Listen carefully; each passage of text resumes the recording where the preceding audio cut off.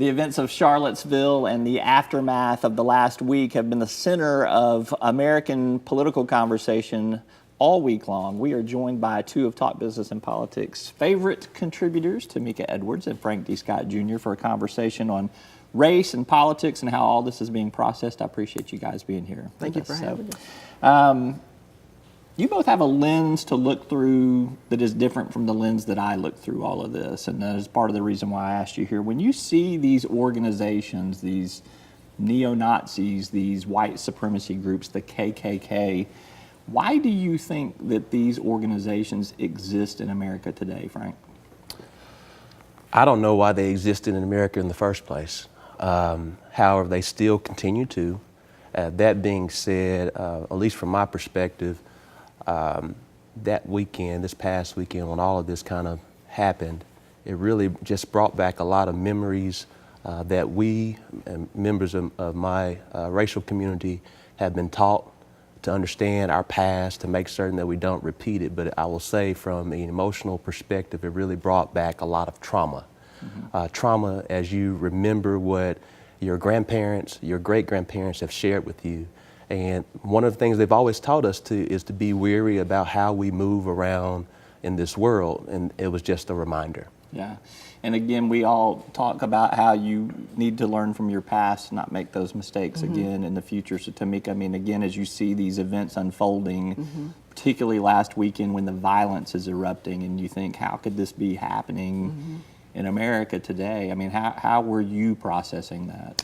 Well, I think part of this, is based on fear and preservation. And when people get together and believe that they are losing something, they do the complete opposite of actually trying to go somewhere or gain some things. And so over the weekend and throughout this week, I've had a difficult time processing it. Primarily because I think about my children and I think about my husband, think about myself, my friends, my family, and what might happen when they're out, and how do we distinguish a good person from a bad person. And all of this is just really not, I mean, for lack of a better phrase or words, it's just a terrible, terrible feeling. And just as a Black woman, I think about all the strides that Black women have made in this state and in this country. And then for us to have to, all of us included, have to deal with this at this particular time in our country is just really sad. The President of the United States comes out and over a period of several days makes some bold statements, makes some statements that walk some of the things back, and certainly has been at the epicenter of some of the firestorm here. We have seen a lot of elected officials call out the hate groups. We have seen the President in particular say that these hate groups aren't the only ones to be blamed on this. The protesters are to be blamed as well. How do you interpret that?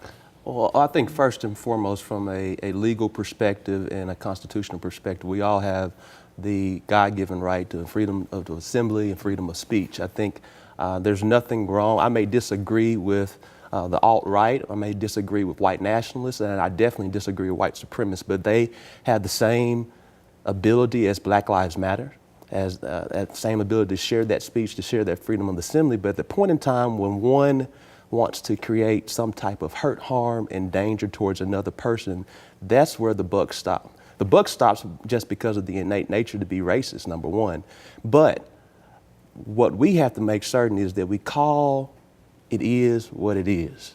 And this was the defining moment that our president could have shared exactly. He's never had a problem sharing what he thought. And he's always spoke against from being politically correct, and this was an opportunity to not be politically correct, and he chose to be politically correct. When you see how this week has played out, as painful as it has been, are you encouraged or discouraged by the reaction that you have seen from some people?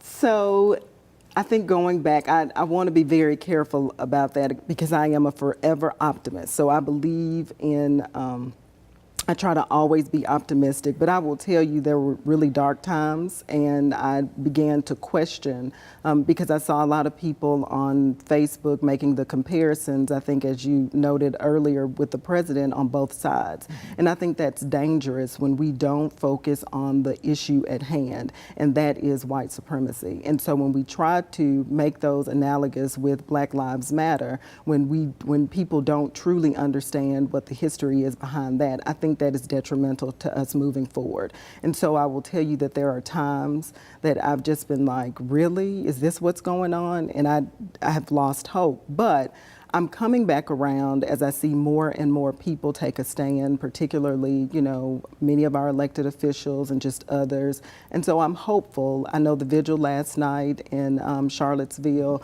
was a sign of hope. And so I want to continue to be hopeful. But I will tell you that I am very, very concerned because I am afraid that these will flow over to the policies that impact people on a daily basis. Keep that optimistic spirit. Same question to you. What do you hope happens next, Frank?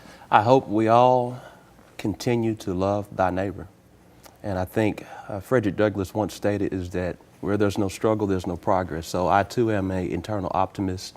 And yes, I was disappointed. Yes, I felt some traumatization while watching those different things and being reminded that, yes, in 2017, we're still in need of racial healing.